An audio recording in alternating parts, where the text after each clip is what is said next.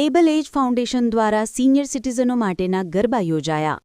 વૃદ્ધ સ્નેહ અભિયાન અંતર્ગત એબલ એજ ફાઉન્ડેશન દ્વારા સિનિયર સિટીઝન ગરબા મહોત્સવ કારેલીબાગ મૂક બધિર વિદ્યાલય ખાતે સાંસદ ડોક્ટર હેમાંગભાઈ જોશી, ઇસ્કોન મંદિરના સ્વામી નિત્યાનંદ મહારાજશ્રી, બ્રહ્માકુમારીના ડોક્ટર અરુણા દીદી વિગેરેની મંગલમય ઉપસ્થિતિમાં ગરબા મહોત્સવ યોજાયો.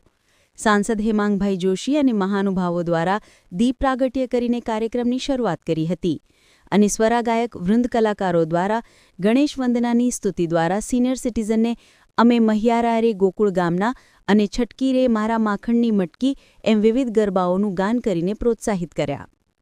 વડોદરાના સામાજિક આરોગ્ય તેમજ વિવિધ ક્ષેત્રમાં નિસ્વાર્થ ભાવે સેવા કાર્યો કરતા ENT surgeon doctor R.B. Bhensaniya સાહેબ, મમતાબેન શાહ, હેમાબેન જૈન, સવિતાબેન પટેલ ઉપસ્થિત મહાનુભાવોના હસ્તે સમૂહ આરતી ઉતારવામાં આવી હતી. કાર્યક્રમમાં 60 વર્ષથી 89 વર્ષ સુધીના વિશાળ જનસંખ્યામાં વડીલોએ ગરબામાં ઉમંગ ઉઠાવ્યો હતો. એબલ એજ ફાઉન્ડેશન દ્વારા વિવિધ કોમ્પિટિશનનું આયોજન કરી ઇનામ વિતરણ કરવામાં આવ્યું હતું.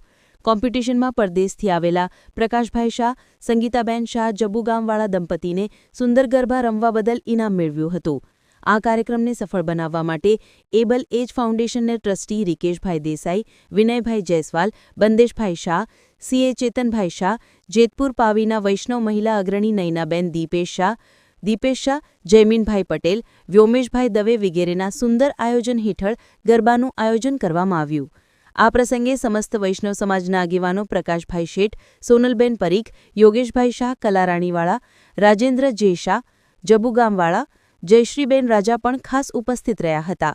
સિનિયર સિટીઝનોએ યુવાનોને પણ શરમ આવે તેવા ભારતીય સંસ્કૃતિ, ગરવી ગુજરાતની સંસ્કૃતિને જાળવી રાખતા ટ્રેડિશનલ પોશાકોમાં વિવિધ એક્શનો સાથે મન મૂકીને ગરબે ઘૂમી અનેરો આનંદ લીધો હતો. સંસ્થા દ્વારા અલ્પાહાર અને પ્રસાદનું સુંદર આયોજન કરવામાં આવ્યું હતું.